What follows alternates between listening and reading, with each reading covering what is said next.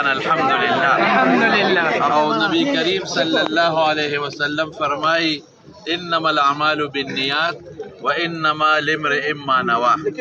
کم دوستان چې د ختم نبوت د جلسې د کامیابی او د رسول الله صلی الله علیه وسلم د دې بهترین صفت د ختم نبوت د جلسې په نیت راغلي دي، ټولو له خدای اجر ورکوي.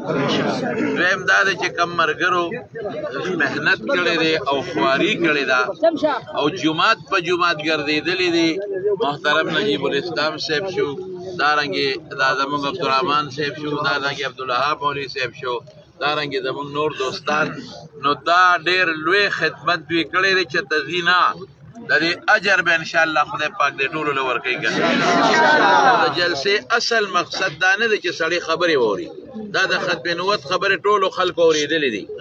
اصل مقصد دا دی چې د الله په دربار کې د رسول الله مبارک د دې بهترین صفت د خدمت حاضري لګول دی، هغه ټولو مسلمانانو لګوله. او دویم دا دی چې د ختم نبوت مقصد دا دی د جلسو چې اقوام عالم ته موږ وښایو چې یاره مسلمانان د رسول الله مبارک په ناموس، د هغه په عزت، د هغه په پټکي، د هغه په جامه هر قسمه قربانۍ ته تیار دي.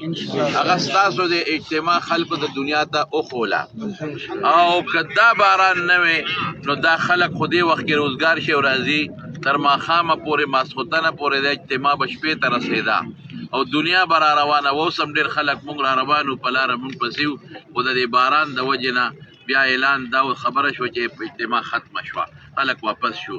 نو انشاءالله اصل خبره د الله رضا ده، اصل خبره د الله په دربار کې د حضور پاک د نوکرۍ او د حضور پاک د خدمت او هغه د لوړ شان دا ذکر حاضري لګول دی، او هغه تاسو لګولی دی انشاءالله. نعرہ تکبیر، تاج و تخت ختم نبوت زندہ باد، شیخ الحدیث مولانا محمد ادریس صاحب زندہ باد، تاجدار ختم نبوت زندہ باد. نعرہ تکبیر، اللہ اکبر. دعا وکړئ الہ العالمین.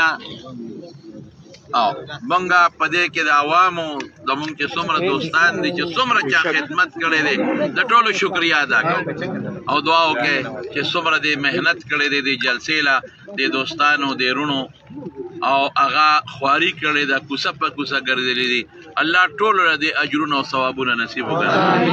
چې څومره په دې باران کې دوستان راغلل او د اوبو وال د باران وال، الله د دې اوبو د دې باران د برکت نه دې ټولو د حضور پاک د حوض کوثر اوبه نصیب وکړي. او الله چې څومره دوستان وکړېدل، چا کورسۍ مهنت خواري وکړه، د هغې برکتونه اجرونه په دواړه جهانه ورکړي. زموږ د ختم نبوت چې دلته ذلي کم مشران دي، د تحصیلونو مشران دي، د یونټو مشران دي، د ورکوټو هغه یونټو ملګري دي، ټولو له د الله خیرونه برکتونه او خوشحالۍ ورکړي. او دا مقصد به که خیر سبا د جمعې ورځ ده چې څومره علما دي، زما دا پیغام دی چې دا مقصد تاسو په خپله لاس کې والئ او سبا ټول په دې باندې بیان وکړئ.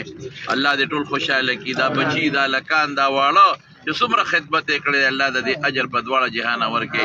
او فلسطین مسلمانانو ته دعا وکړئ، الله ته مدد وکړي.